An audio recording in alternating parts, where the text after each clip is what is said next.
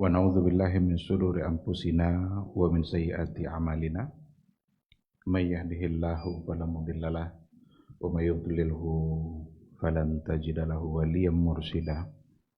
Asyhadu an la ilaha illallah wahdahu la syarikalah wa asyhadu anna Muhammadan abduhu wa rasuluh la nabiyya wa la rasula ba'dah. Ikhwati fillah, hadirin hadirat kaum muslimin dan muslimat yang dimuliakan Allah. Mari kita awali kajian kita dengan memuji Allah Subhanahu wa ta'ala. Alhamdulillah, pada malam ini kita kembali dimudahkan oleh Allah untuk menikmati majelis ilmu. Majelis ilmu itu nikmat. Maka Nabi mengatakan itu adalah taman surga. Dan yang ada di surga hanya nikmat. Ada enggak selain nikmat dalam surga? Tidak ada. Rasul mengatakan majelis ilmu itu adalah taman surga. Berarti di dalamnya hanya ada yang indah-indah saja. Dan malam hari ini alhamdulillah kita dimudahkan oleh Allah untuk duduk sejenak. Kita berikan waktu kita untuk mendengarkan ayat-ayat Allah. Kita berikan waktu kita agar kita lebih mendekatkan diri kita kepada Allah dengan cara memahami hukum, aturan-aturan, ayat-ayat yang ada dalam Al-Quran atau pesan-pesan yang ada di dalam sunnah Rasulullah Sallallahu Alaihi Wasallam. Mudah-mudahan berbagai macam bentuk fadilah yang telah disampaikan oleh Nabi kita untuk orang-orang yang berada di majelis ilmu, malam hari ini insya Allah bisa kita dapatkan jiwa semakin tenang, diliputi oleh rahmat dan kasih sayang Allah, mendapatkan doa-doa baik dan doa keampunan dari para malaikat-malaikat Allah. Bahkan kata Rasul juga orang-orang yang berada di majelis ilmu, wa dzakarahumullahu fi man indah. Mereka disebut dan dibangga-banggakan oleh Allah di hadapan makhluknya di atas langit sana.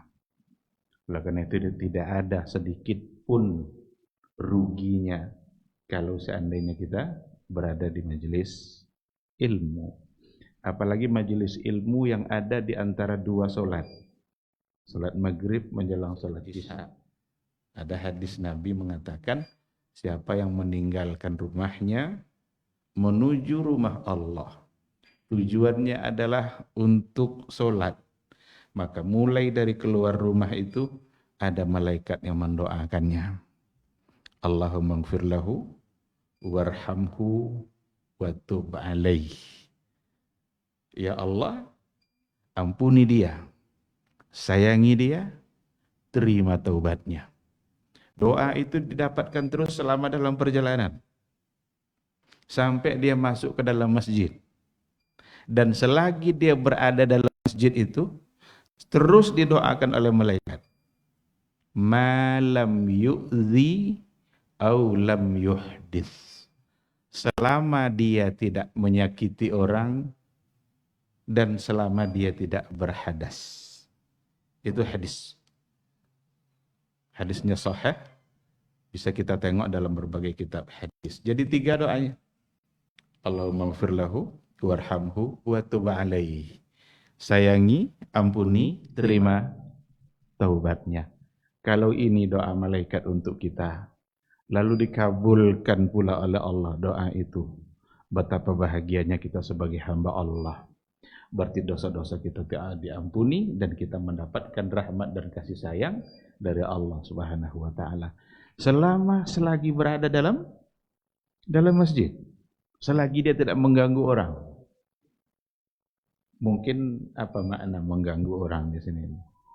Kalau ada telepon, tidak usahlah nelpon keras-keras suara dalam masjid. Karena orang lain sedang. Ini kadang pas diangkat telepon, halo, apa kabar? Mengganggu orang. Kalau dia sudah mengganggu, stop doa. Berarti tidak didapatkan lagi tidak didapatkan lagi doa itu. Nah, mudah-mudahan sekarang ini selagi kita berada di rumah Allah, apalagi sambil menunggu waktu sholat berikutnya, doa-doa baik tadi akan senantiasa kita dapatkan.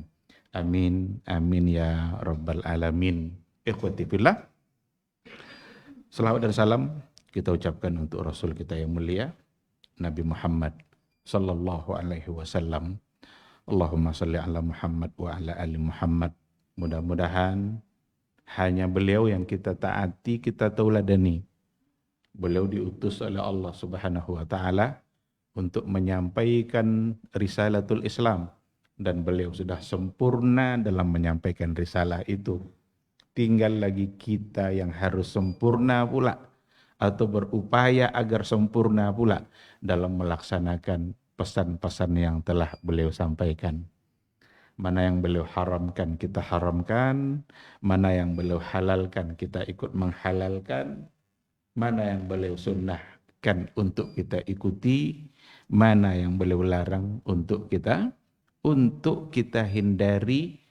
Begitulah cara membuktikan cinta kita kepada beliau, dan cinta kita kepada Nabi itu adalah cinta yang menyelamatkan, cinta yang membuat kita berbahagia di hari mahsyar kelak.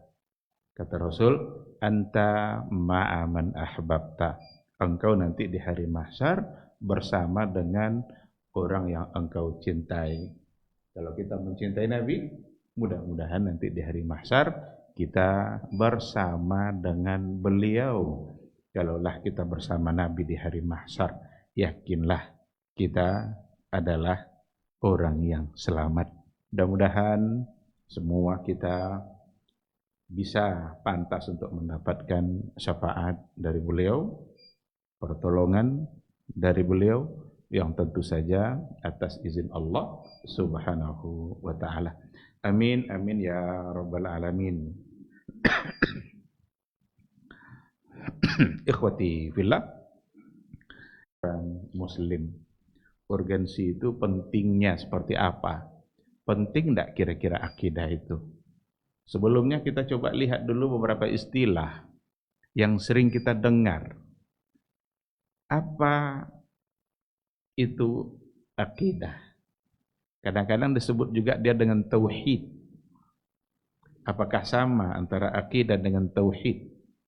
Atau ulama-ulama terdahulu, ulama-ulama pada masa dahulu itu menyebut akidah itu dengan sunnah. Ulama-ulama generasi awal dulu itu menyebut akidah itu dengan kata sunnah. Maka banyak buku-buku akidah yang judulnya sunnah. Umpamanya Imam Al-Muzani menulis salah satu dari bukunya, buku akidah, judulnya adalah Syarhus Sunnah. Syarhus Sunnah. Yang beliau maksud dengan sunnah di situ adalah akidah.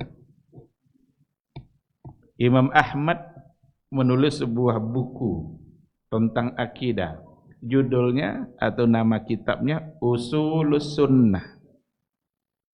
Ini bukunya. Usulus Sunnah. Ini kitab akidah yang ditulis oleh Imam Ahmad. Kalau tadi Imam Al-Muzani, murid langsung dari Imam Syafi'i. Anaknya Imam Ahmad itu bernama Abdullah, menulis kitab akidah. Judulnya As-Sunnah. Nah, karena itu kata-kata As-Sunnah pada generasi awal dulu, ulama-ulama mutaqaddimin dulu, yang mereka maksud adalah akidah. Oleh karena itu disebut tauhid, disebut akidah, disebut dengan sunnah. Ada kata al-iman, kitabul iman. Berarti itu maksudnya adalah kitabul tauhid atau kitabul akidah. Jadi ikhwati fillah, akidah ini tentu saja merupakan sesuatu yang sangat penting bagi kehidupan beragama kita, karena ini adalah pondasi. Pondasi itu yang dibangun pertama. Kita kalau seandainya membangun rumah, membangun sebuah bangunan, apa saja bangunan yang kita bangun, tidak mungkin kita mulai dari tiang.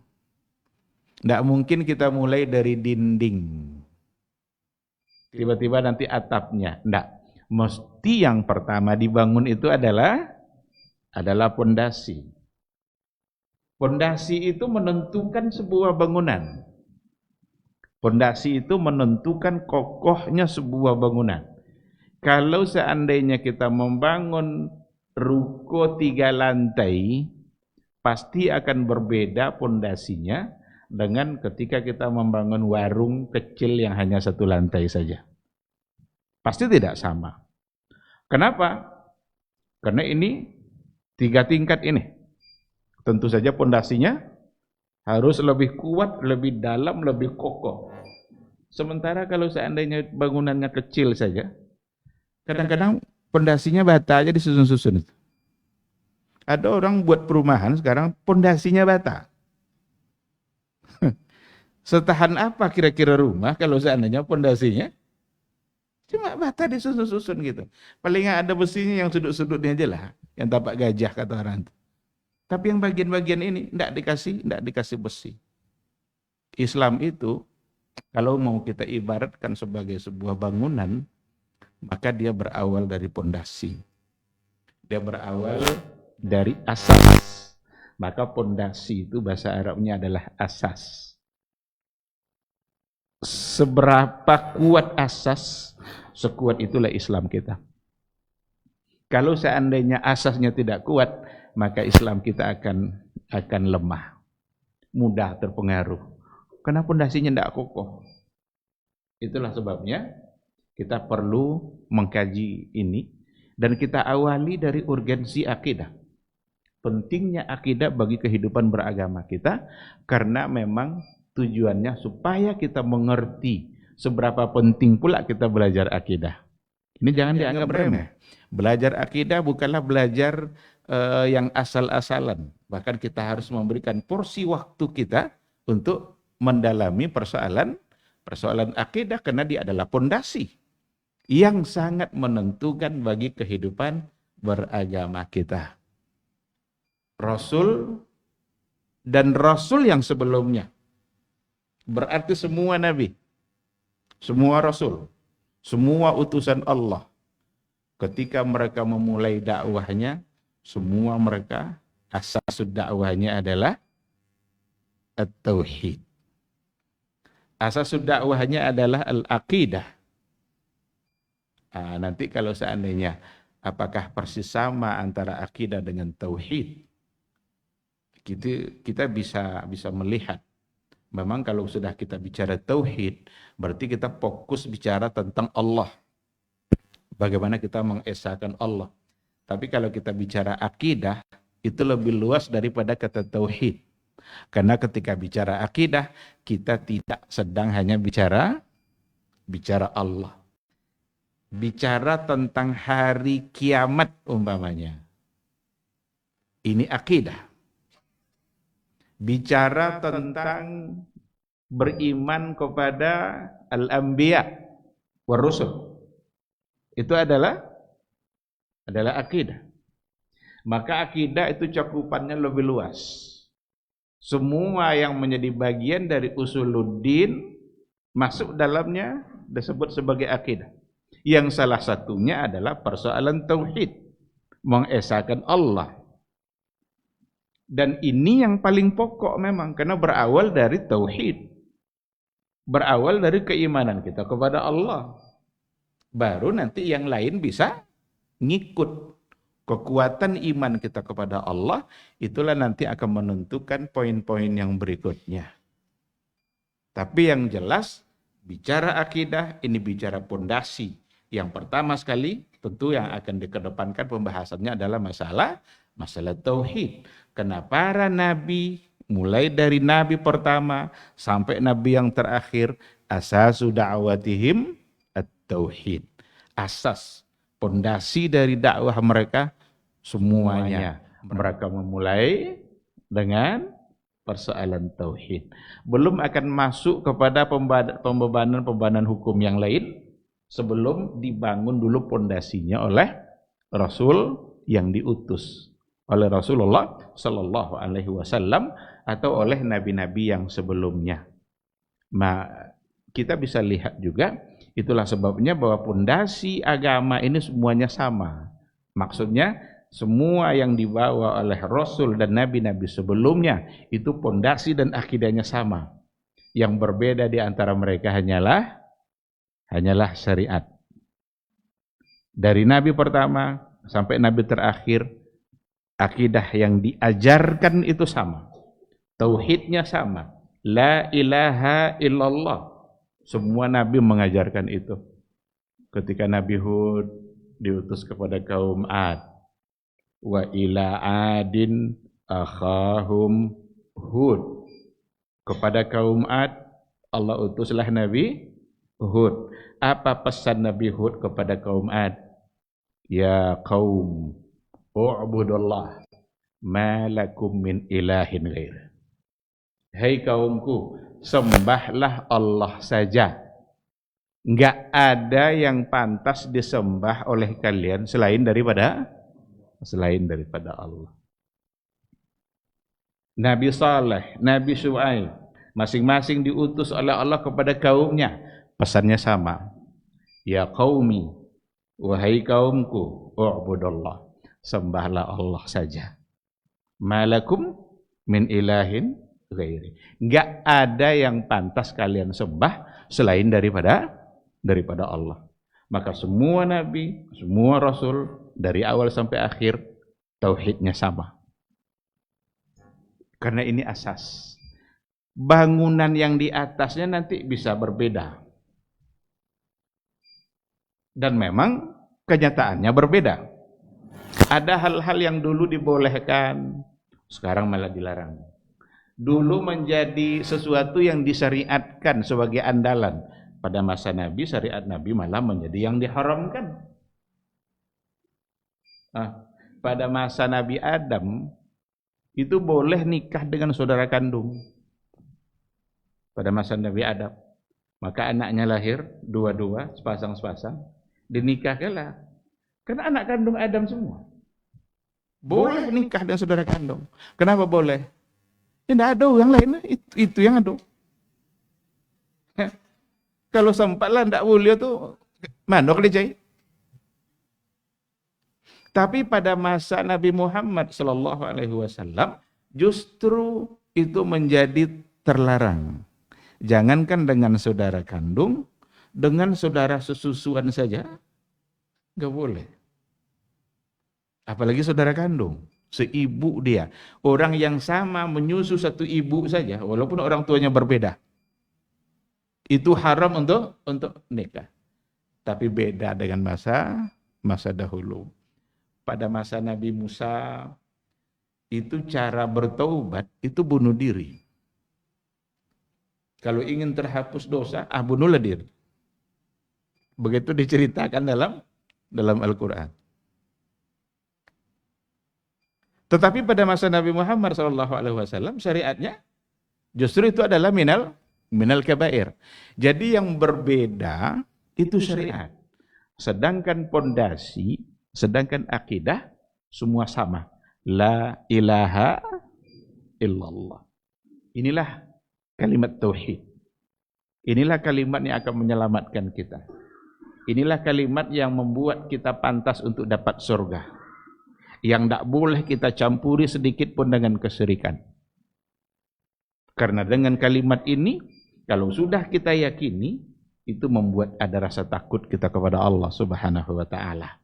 Sehingga dalam menjalani kehidupan, kadang-kadang kita terjebak kepada perbuatan maksiat. Ada hal-hal yang selalu kemaksiatan itu terjadi, tapi ketika ada kalimat la ilaha illallah, maka dia pasti dapatkan surga. Pasti pada akhirnya nanti masuk surga. Karena modal masuk surga itu dia punya. Nah, oleh karena itulah Rasulullah SAW mengawali dakwahnya atau mengawali Islam syariat yang disampaikan oleh beliau. Nabi memulainya dari tauhid untuk membangun pondasi. Karena memang ini urgen sekali. Ini penting sekali. Tidak mungkin seseorang dibebankan hukum dan tidak mungkin seseorang itu taat kepada hukum kalau seandainya dia tidak beriman dulu kepada yang menetapkan hukum. Kalau dia tidak percaya dulu kepada yang menetapkan hukum itu, tidak mungkin didapatkan ketaatan darinya. Kalau tidak diakui dulu oleh dia eksistensi Allah sebagai Rabb yang pantas untuk disembah. Mesti itu dulu. Bahkan dalam kehidupan keseharian aja lah. Umpama terjadilah pemilihan kepala sebuah instansi atau umpamanya sekolah. Dipilihlah kepala sekolah. Tertunjuklah satu kepala sekolah. Lalu ada 2-3 orang yang tidak setuju kalau ini jadi kepala sekolah. Ini apapun aturan yang dibuat kepala sekolah ini yang 3 ini tidak laku sama dia. Boleh ikut ini untuk inyoy lagi. Karena dia sendiri tidak mengakui atau bukan tidak mengakui, tidak mau janinyo sadio jadi. Itu berlaku dalam berbagai hal. Oleh karena itu, untuk taat kepada Allah dibutuhkan dulu sejauh mana keyakinan kita terhadap Allah. Itu dulu. Yakinkah kita atau tidak? Itu membuat kita menjadi taat. Tapi kalau tidak yakin, yakinlah bahwa sesungguhnya sulit kita untuk mentaati Allah Subhanahu wa taala. Makanya persoalan tauhid, persoalan akidah itu sudah diawali oleh Allah melalui ayat yang pertama diturunkan. Ini saya sudah sering menyampaikan bahasan ini di mana-mana bahwa ayat yang pertama diturunkan oleh Allah itu sesungguhnya adalah ayatul akidah. Itu ayat tauhid. Ayat yang mendudukkan eksistensi Allah sebagai Rabb yang pantas kita sembah karena Dia yang menciptakan kita. Apa ayat yang pertama turun? Iqra dalam 5 ayat pertama. Ini ayat akidah. Ini ayat tauhid. Kadang-kadang orang kalau membahas ayat ini pas nuzul Quran umpamanya, dibahaslah ayat ini. Dan cenderung pembahasannya nanti ini adalah ayat ilmu, ayat teknologi. Islam harus mengakui teknologi karena ayat pertama yang turun adalah membaca.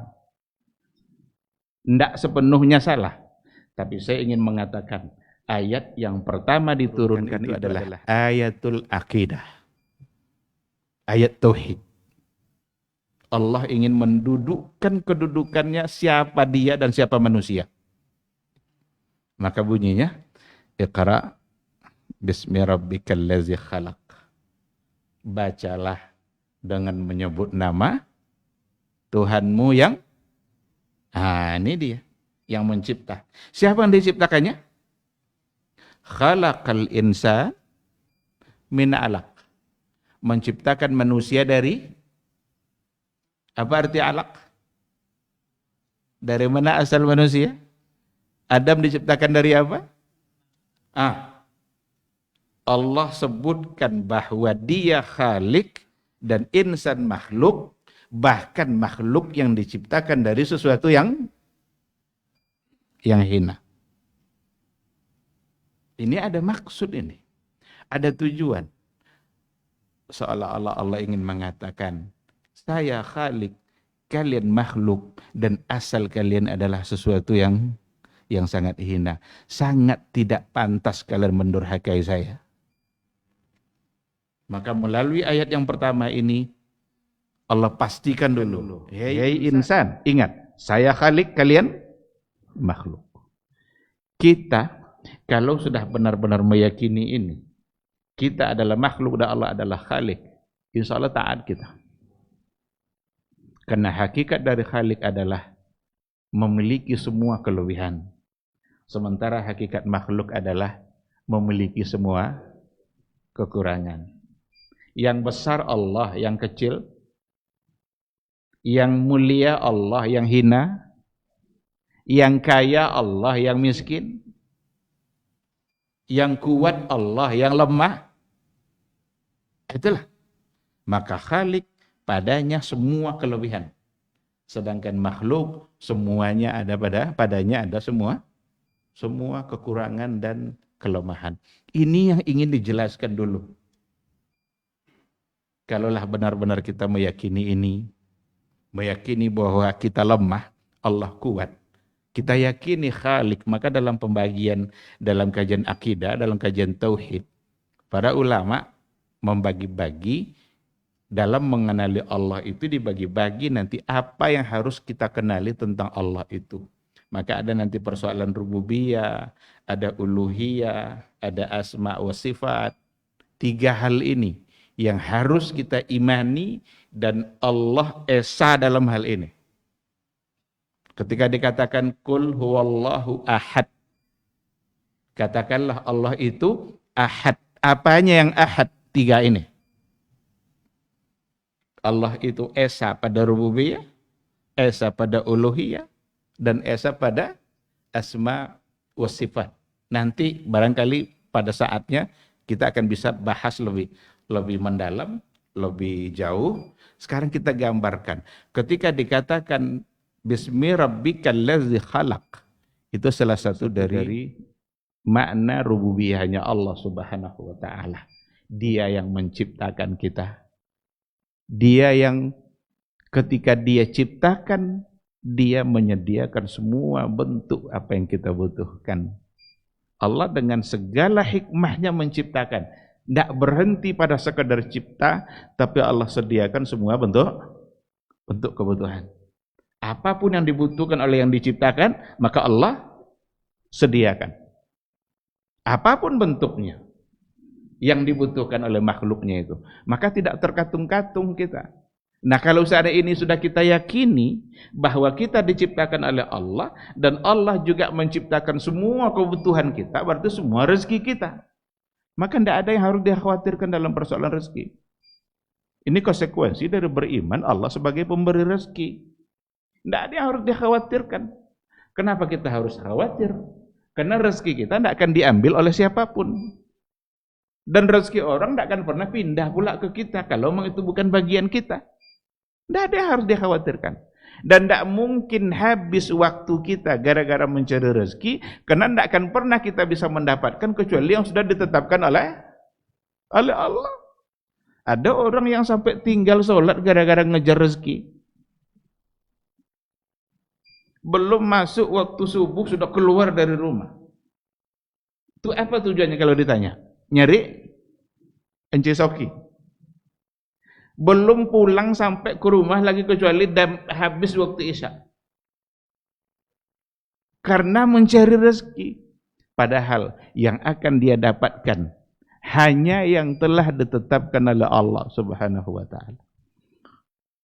Berarti dia belum yakin itu dengan bahwa sesungguhnya Allah yang mengatur persoalan rezeki. Kita bekerja harus, itu ikhtiar namanya. Itu adalah upaya kita. Itu al-akhdzu bil asbab. Bagaimana kita mengambil asbab untuk mendapatkan rezeki. Kan orang bilang rezeki di tangan Allah. Jodoh di tangan Allah. Sekarang gimana caranya biar pindah ke tangan kita? Kan rezeki tangan Allah, berarti Allah yang menentukan. Gimana cara biar pindah ke tangan kita? Ikhtiar. Ini ikhtiar. Maka ikhtiar kita semuanya adalah ibadah. Ikhtiar bukanlah semata-mata kerja, ikhtiar kerja kita yang menentukan rezeki kita. Banyak orang yang habis waktunya untuk bekerja, tapi rezekinya gitu-gitu aja. Ada orang yang santai-santai aja dalam kehidupan ini, saat sholat, saat dia ke masjid, kerja seadanya. Tapi melimpah banyak yang diberikan oleh Allah Subhanahu wa taala. Nah, oleh karena itu ada satu pernyataan dari Syekh Mutawalli Sya'rawi. Dia mengatakan bahwa tidak ada hubungan antara kerja dengan rezeki. Bisa tidak kita percaya ini? Tidak ada hubungan antara kerja dengan rezeki. Percaya Bapak ini? Ente tidak apa? Tapi kalau sudah kita tengok kenyataan yang ada, betul ungkapannya. Apa contoh? Janin yang di dalam rahim seorang ibu, ada kerjanya enggak? Nah, ada Soki. Lahirlah bayi tadi. Ada kerja. Nangi kerja. Ada Soki. Itu enggak ada hubungan kerja je Soki dah. Iku ada tahu Soki kerja enggak tahu dah. Bekok lah godang sekali antau TK. Ada Soki? Ada kerja? Lah buat contoh dah. Beliau mengatakan tidak ada hubungan kerja sama rezeki. Kerja itu ikhtiar dan itu ibadah kita. Harus kita kerjakan. Adapun rezeki Allah yang menentukan. Maka pahami baik-baik. Apa kata Allah? Wa fis samaa'i rizqukum. Di langit sana rezeki kalian. Coba yang awak duit di muka bumi lah, tapi rezeki dia wa fis samaa'i rizqukum wa ma tu'adun. Di langit sana rezeki kalian diatur oleh Allah. Wa ma tu'adun, dan apa-apa yang kalian sudah diberikan janji itu oleh Allah. Kalau sudah dijanjikan oleh Allah kita mendapatkannya, maka pasti Allah akan memberikan. Tinggal kita dekat-dekat dengan yang memiliki rezeki. Dekat-dekat dengan dia, nyo punya. Pandai-pandai lah kan dia mencukai. Kalau dah ke pejabat mau kan cukai-cukai sekarang itu proposal wak copek tu. Puji-puji menghebat Pak Bupati kan ya. Program mah jalan sadonya. Tujuan-tujuan ke proposal Paknya sudah tu. Capek tu. Allah Subhanahu wa taala dia pemilik segala-galanya. Dia pemilik rezeki. Dekat-dekatlah dengan yang memiliki rezeki itu, pasti insya Allah akan cepat diberikannya. Maka orang-orang yang dekat dengan Allah, alun diminta, lah dibayar. Alun diminta, lah dibayar. Maka ayat mengatakan apa? Wa may yattaqillaha yaj'al lahu makhraja wa yarzuqhu min haitsu la yahtasib. Orang yang bertakwa kepada Allah, Allah berikan ia solusi bagi persoalan kehidupannya dan diberi rezeki yang tidak diduga-duga. Tidak diduga-duga itu kan lu minta dia tiba. Tapi kalau kita jauh dari yang memiliki rezeki itu dari Allah, lah puede minta. Ndak yo tiba-tiba. Lah, maka kalau ingin disegerakan, dekat dengan dia. Dan pondasinya sekali lagi adalah tauhid. Adalah bagaimana kita mengenal Allah Subhanahu wa taala. Masuk waktu Isya. Kita jawab dulu insyaallah suara azan.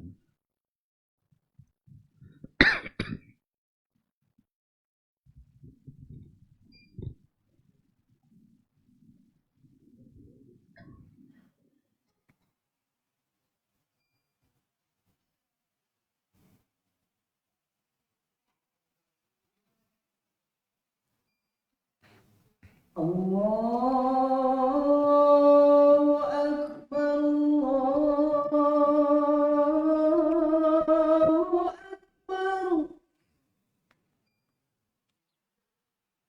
Allahu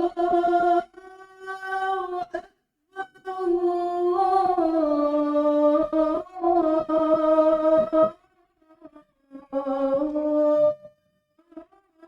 Allahu Akbar.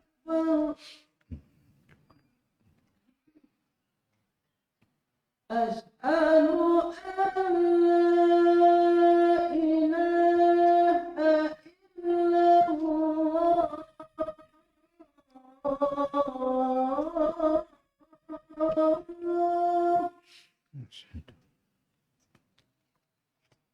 أشهد أن لا إله إلا الله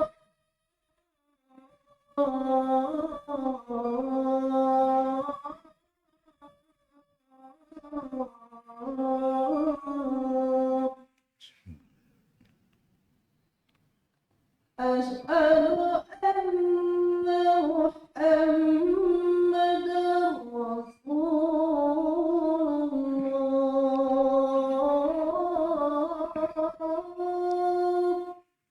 أشهد أشهد أن محمدا رسول الله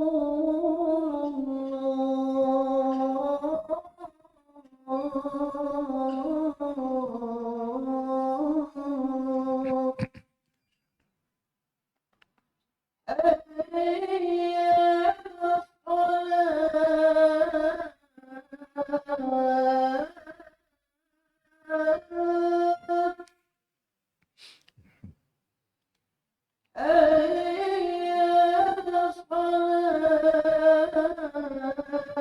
على الصلاة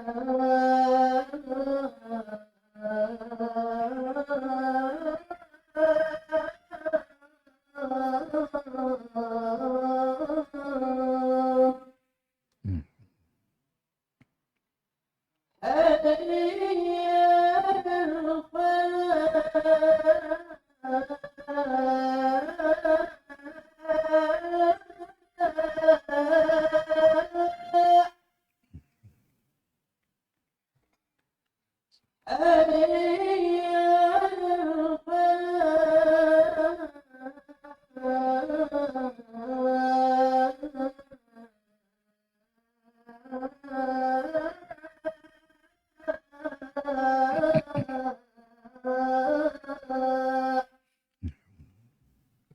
الله أكبر الله أكبر Hmm. لا إله إلا الله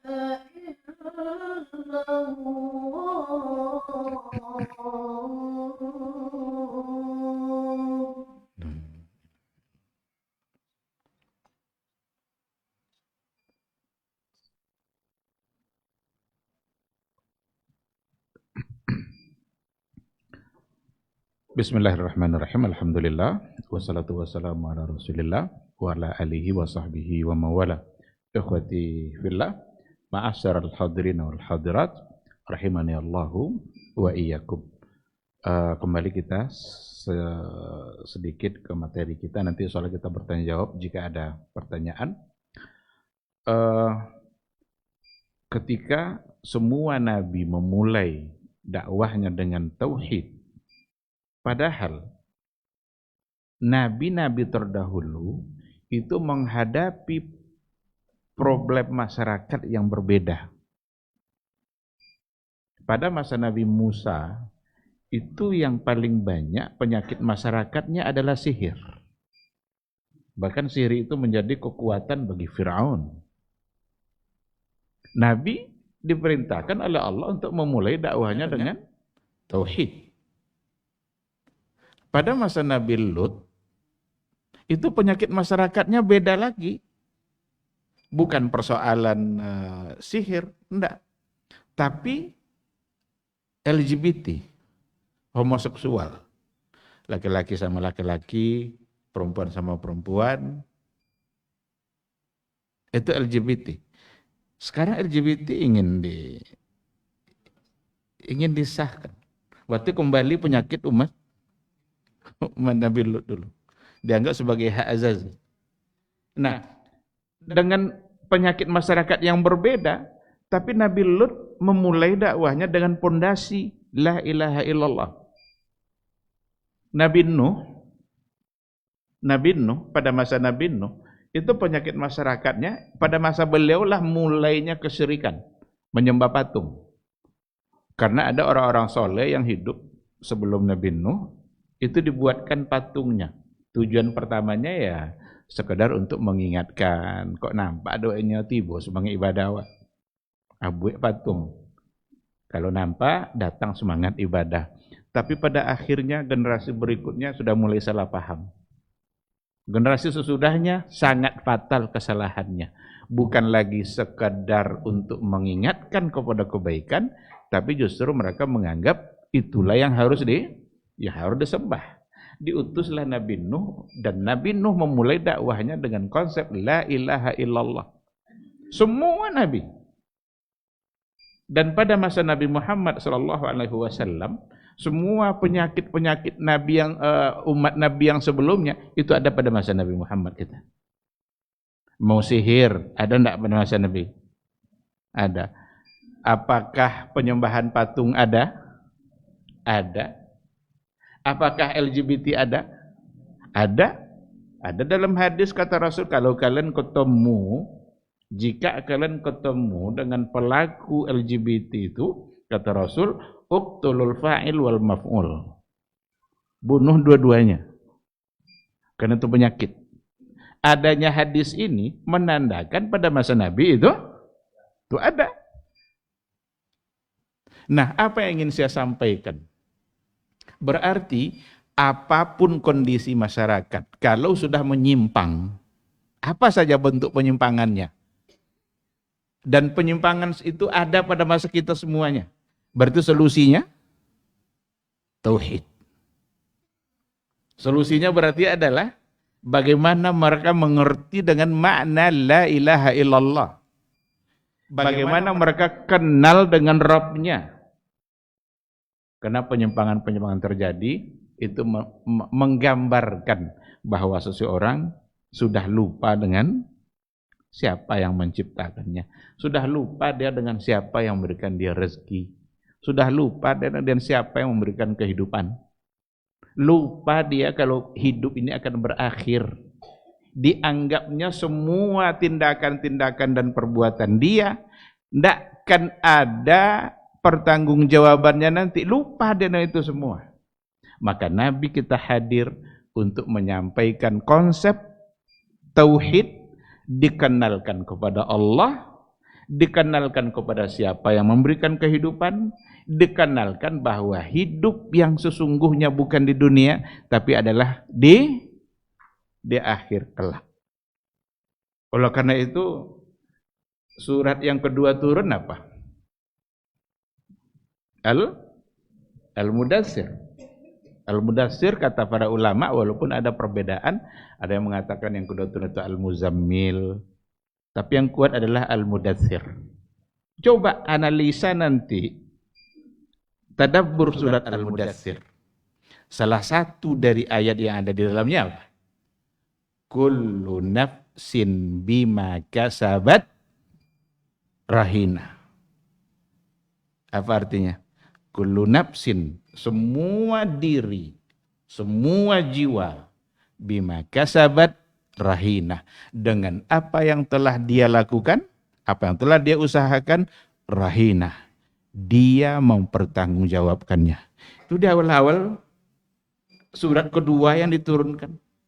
Berarti Allah yang menciptakan kita, Allah yang memberikan kita kehidupan, Allah yang memberikan kita, yang mematikan kita, dan Allah yang kembali nanti untuk menghidupkan kita. Maka datanglah nanti hari akhir, hari di mana kita akan mempertanggungjawabkan semua amalan.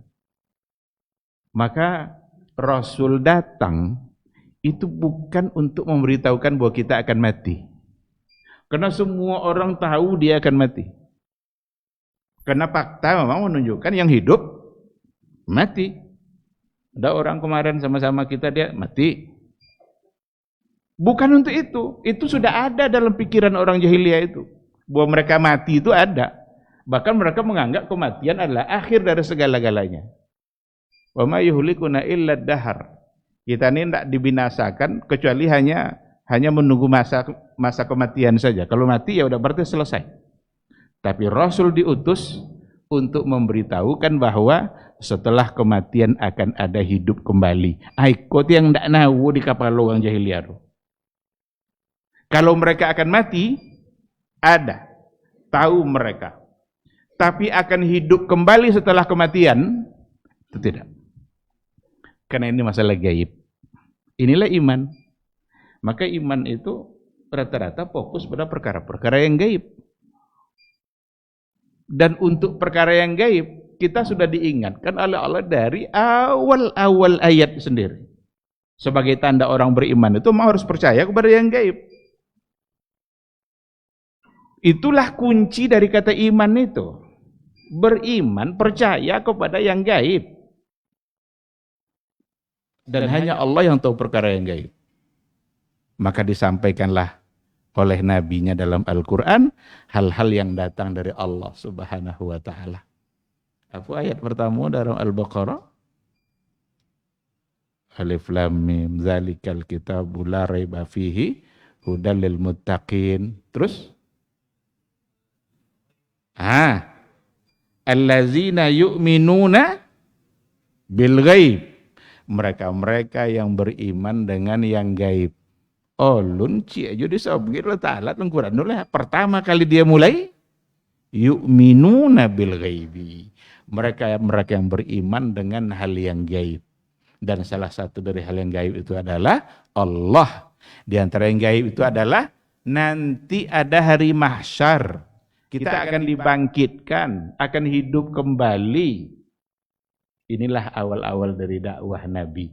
Diperkenalkan kita kepada siapa yang menciptakan kita, siapa yang memberikan kehidupan, dan akan kemana kehidupan kita ini nanti berakhir. Inilah yang merubah kehidupan masyarakat jahiliyah. Maka muncullah generasi terbaik, sahabat-sahabat yang merupakan generasi terbaik yang ada di muka bumi ini. Nah, oleh karena itu, merubah masyarakat hari ini dengan segala macam bentuk penyakit dan kemaksiatannya, tidak ada cara lain kecuali awali dengan tauhid. Awali dengan konsep la ilaha illallah. Kenalkan dulu dia kepada Rabb, siapa yang menciptakannya. Allah berkehendak mutlak dalam kehidupan kita. Apapun yang dikehendaki oleh Allah bisa terjadi dan kita tidak bisa protes. Allah bisa mematikan kita kapan saja. Allah bisa mematikan kita saat kita berbuat maksiat. Dan Allah bisa mematikan kita saat kita berbuat amal saleh. Ada orang yang wafat saat baca Quran. Ada orang yang wafat saat sujud.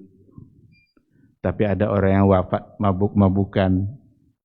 Ada orang yang dimatikan oleh Allah saat di hotel kelebihan minum obat, mati. Itu semua kehendak siapa? Allah. Dialah yang berkehendak mutlak dalam kehidupan kita, dan itu yang harus kita yakini. Ini yang awal dari perubahan. Kita kalau merubah, nggak usah kita sebut masyarakat dulu, diri kita masing-masing. Kalau ingin berubah menjadi baik, awali dari pemahaman kita terhadap konsep la ilaha illallah. Kenali dulu Rabb kita secara baik. Kenali siapa yang menciptakan kita. Dia berkehendak mutlak dalam kehidupan kita. Bukan sekadar kita tahu dia pencipta saja. Kalau sekadar tahu, sekadar pencipta saja, asamalan orang jahiliyah dulu. Orang jahiliyah tahu juga dia Allah pencipta. Kalau ditanya man khalaqas samawati wal ard, la yaqulunna Allah. Kalaulah kamu tanya mereka, wahai Muhammad, siapa yang menciptakan langit bumi ini? Mereka jawab, Allah. Tapi orang beriman tidak hanya sekedar tahu Allah sebagai pencipta, Allah yang memberikan kehidupan, tapi harus berbuah kepada sikap. Kalau memang Allah yang memberikan kehidupan, berarti dia jugalah sumber segala-galanya.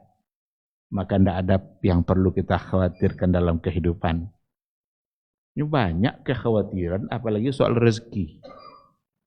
Atasan mempersulit bawahan nih pangke, nyetakui bekok-bekok ini lo atasan awak bekok ini. Copek lo nyoba awak bekok lo ini. Dihalang-halangi. Berarti ada ketakutan. Bahkan ada slogannya, kalau bisa dipersulit, kenapa? Kalau bisa dipersulit, kenapa harus dipermudah? Ini ciri-ciri orang yang bermasalah akidahnya. Karena ada kekhawatiran dalam persoalan rezeki. Padahal kalau sudah benar-benar kita yakin, dia menciptakan kita, dia mengatur rezeki kita, tak apa juga kan dia khawatir. Ketika ada orang buka usaha, buaya sih kau usaha deh, laris. Bekok dibuka lo deh, kawan seorang dokek sih kau. Abongi kadang nggak? Apa deh psikologi itu nyekian kena hanya. Apakah ketika ada orang lain buka usaha yang sama, lalu mengurangi rezekinya? Kurang deh atau enggak? Payahnya Pak Usun. Orang yang beriman kepada Allah, kuat imannya, nak bahasa puluh, orang jual lontong sih kok 10 lah. Tapi ketika Allah sudah tentukan rezekinya, dia pasti, kalau pergi jalan ke Pasubawatan di Pekanbaru, baderet sepanjang jalan itu toko perabot sudah. Nak apa aja ni ada, semua toko itu sama jualan. Nak kurisi, nak kasu, nak lemari, masing-masing ada rezekinya ditetapkan oleh Allah. Tapi caklah seorang yang jual sih kau. Kalau ndak kan lakunya Allah dan ndak seorang jual balik. Caknya seorang menjual. Maka ini buah dari beriman kepada Allah sebagai pencipta, dia pemberi rezeki. Harus ada bukti dalam kehidupan keseharian kita. Boleh jangan sama orang jahiliyah. Karena orang jahiliyah paham dia yakin dia Allah sebagai pencipta. Tetapi tidak berbuah karena dia tidak ikutkan keyakinannya kepada uluhiyah. Nanti insya Allah ada saatnya kita berikan penjelasan lebih luas apa itu rububiyah, apa itu uluhiyah, dan apa itu asma wa sifat. Ini yang akan benar-benar merubah pribadi kita. Kita sekali lagi kalau mau berubah menjadi baik, awali perubahan dengan cara yang dimulai oleh Nabi. Persoalan akidah, tauhid kita. Benarkan tauhid kita. Tapi kalau tauhid yang sudah bermasalah, pasti yang lain akan ikut menjadi masalah juga, dan kita sulit akan merubah keadaan kita menjadi lebih baik. Lahirlah orang-orang seperti Umar. Umar itu tidak sekenek dua ko sebelum Islam dulu. Tidak sekenek dua ko. Nabi tidak dibunuh orang. Bahkan cita-cita tertingginya adalah membunuh Nabi. Tapi ketika sudah dipahaminya la ilaha illallah, berubah total. Dan akhirnya dijamin masuk surga. Maka yang merubah pribadi sahabat itu tauhid. Inilah periode Makkah semua Nabi bicara tentang tauhid. Belum dibebani apapun, alun pas lah. Kalau pondasi sudah kuat, nak bangun lah, apa buat akan dibuat tiang buat lah. Nak jenis apa bata kok buat. Yang jelas pondasi sudah kokoh. Ikhwati fillah, mudah-mudahan nampak oleh kita urgensi akidah dalam kehidupan. Kalau ingin berubah menjadi lebih baik, awali dari tauhid. Awali dari memperbaiki iman kita kepada Allah. Sejauh mana pemahaman kita dan ilmu kita tentang Allah Subhanahu wa taala. Mungkin ini yang bisa saya sampaikan. Mohon maaf ya, kita lewat waktu, kita lewat tawi tapi aja. Jika ada pertanyaan, kalau seandainya ada, Waalaikumsalam warahmatullahi. Apa aja kok?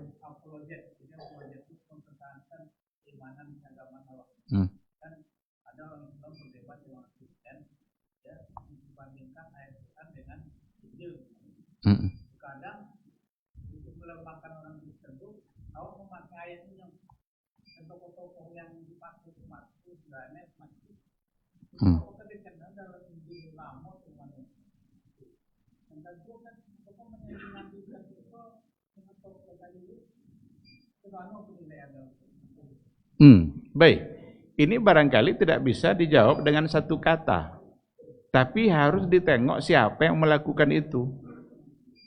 Jangan sampai kok awak saja nak memancing ikan, tapi awak lain dah ikan. Awak dan nanyuk jadi.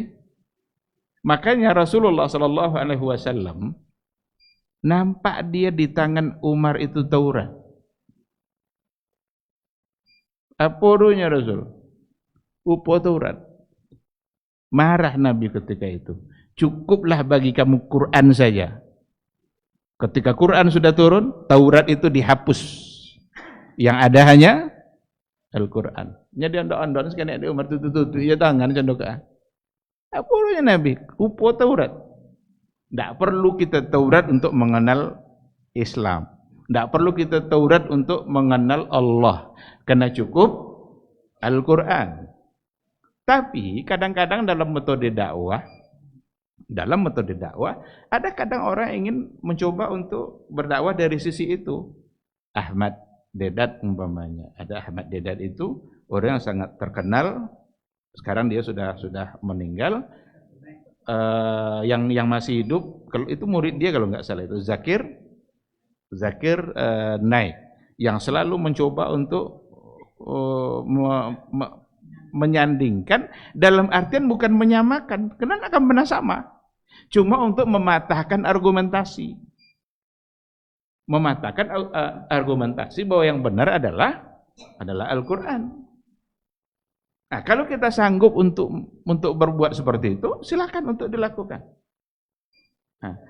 Tapi kalau seandainya umpama boleh diambil juga hati orang Kristen tu, dicai-cai kok umpama ayat sama, contoh kok tidak bisa dah. Apalagi ketika berhubungan dengan Isa sebagai anak Allah. Langit aja hampir runtuh hanya karena mendengar ada yang mengaku Allah punya anak. Imam Ahmad kalau jalan dia di pasar Baghdad itu atau di kota Baghdad, nampak orang Nasrani dia tutup motor. Apa kata Imam Ahmad? Tidak sanggup saya memandang kepada orang yang mengaku Allah punya anak. Bayang. Jadi tidak sanggup mata saya untuk memandang kepada orang yang menganggap Allah punya anak. Tutup motor. Aku behidu ke bawah. Artinya nyobi lah. Nah, jadi ini bukan ujaran kebencian, ini izzah kita yang harus kita jaga. Jangan kita hina diri kita di depan orang-orang yang tidak pantas untuk kita berbuat seperti itu. Karena bagaimanapun kalau dalam kehidupan bermasyarakat kita sebagai manusia, sesama manusia harus saling menghormati. Tapi dalam keyakinan kita bahwa Islam satu-satunya agama yang benar di sisi Allah. Yang selain Islam itu adalah salah. Wajib kita yakini itu. Jangan sampai salah pula nanti akidah kita. Karena sekarang ini kita diajak untuk salah kaprah, diminta untuk saling menghargai, bukan lagi saling menghargai, tapi menganggap semua agama sama dan benar. Kalaulah semua agama sama dan benar, seminggu-seminggu ya lah esok Kristen, tu Yahudi sudah tu balik ke Islam balik. Sebenarnya lebih lama orang dulu kan, tidak banyak tuntutan, tidak banyak yang haram-haram tu. Kalau dalam Islam banyak, tapi itulah ujian bagi keimanan kita. Orang-orang yang siap untuk menjaga keimanannya, siap dia dengan segala macam aturan Allah itu, yang haram-haram, yang halal-halal. Maka tidak boleh kita menganggap semua agama sama. Oh, bukankah mereka punya kitab yang sama? Kitab samawi maksudnya. Yahudi punya Taurat, Nasrani punya Injil, mereka punya kitab dulu asli, tapi kini tidak tentu mana asli dulu. Tidak pernah Nabi Isa mengajarkan bahwa dia adalah anak Allah. Tapi yang ada di Injil sekarang? Itu isi kan? Berarti sudah salah. Maka yuharrifunal kalima an mawadhi'ihi. Mereka merubah-rubah ayat-ayat Allah. Itu sifat dari ahlul kitab itu. Kalaulah mereka itu sama saja dengan Islam, tidak perlu lagi Nabi mengajak untuk kembali kepada Islam. Kan ada ayat, ya ahlul kitab, hai ahlul kitab, ta'alau ila kalimatin sawa. Ayo kembali kepada jalan yang benar, satu kata yang benar. Kalau diajak untuk kembali kepada jalan benar, itu nyolah salah atau enggak? Salah. Muaz ibnu Jabal dikirim oleh Allah ke Yaman. Apa kata Rasul? Ya Muaz, innaka sata'ti qauman min ahlil kitab. Sungguh engkau akan berdakwah kepada kaum ahlul kitab. Berarti yang akan didatangi oleh Muaz ahlul kitab. Siapa ahlul kitab? Yahudi dan Nasrani. Maka kata Rasul, hendaklah yang pertama kali yang kamu dakwahkan kepada mereka, asyhadu an la ilaha illallah wa asyhadu anna Muhammadar Rasulullah. Kalau memang mereka diminta untuk diajak, mereka salah atau benar? Berarti salah. Maka semua ajakan untuk menganggap semua agama benar itu salah, menyimpang. Tidak boleh kita terima. Karena yang benar hanya Islam. Jangan diajak kita untuk membenarkan. Tapi kalau untuk menghargai pilihan mereka, nah silahkan. Ya, nak Yahudinya Yahudilah. Nak Nasraninya Nasranilah. Silahkan ambil pilihan. Tapi jangan dipaksa untuk mengakui bahwa mereka benar. Karena inna dina indallahi al-Islam. Yang benar di sisi Allah hanya Islam. Jangan rusak iman kita gara-gara moderasi kah namanya itu, demokrasi kah namanya, macam-macam. Ada moderasi beragama. Ini kacau balau sekarang konsep moderasi beragama itu. Itu mengacak-acak agama. Itu bukan moderasi beragama itu. Masa ngaji di gereja? Azan. Untuk apa? Tidak ada gunanya. Hanya sekadar ingin menunjukkan bahwa Islam menghargai. Dibawa pula mereka ketemu buat acara dalam masjid. Diawali acara mereka dengan membaca Al-Quran, berselawat kepada Nabi. Ini sesuatu yang tidak dapat dibenarkan. Kita harus menyuarakan ini. Kadang-kadang ada resiko. Wallahu a'lam, mudah-mudahan Allah memudahkan kita dalam berdakwah, dalam menyampaikan hal-hal yang seperti ini. Sudah jauh kali mundurnya beragama kita di Indonesia, karena yang petinggi-petingginya memang kacau-kacau terus. Maka membuat kita juga terpengaruh kepada hal-hal yang tidak seharusnya terjadi. Apalagi slogan-slogan moderasi beragama, itu sesuatu yang bisa ditebak bahwa di balik itu ada misi. Di balik itu ada sesuatu yang ingin dicapai. Maka sekali lagi, kalau seandainya iman kita kuat, insya Allah tidak akan terpengaruh dengan hal-hal yang seperti itu. Wallahu subhanahu wa ta'ala a'lam. Cukup. Sudah terjawab. Alhamdulillah. Baik, kalau sudah tidak ada, saya kira kita cukupkan sampai di sini. Mudah-mudahan majelis kita, majelis yang diberkahi oleh Allah, ada ilmu yang bisa kita terima. Yang benar itu semata-mata bimbingan dari Allah. Tapi kalau ada yang salah dan keliru, abaikan saja dan mohon untuk dimaafkan. Semoga Allah juga mengampuninya. Subhanakallahumma bihamdika asyhadu an la ilaha illa anta astaghfiruka wa atubu ilaik. Wassalamualaikum warahmatullahi wabarakatuh.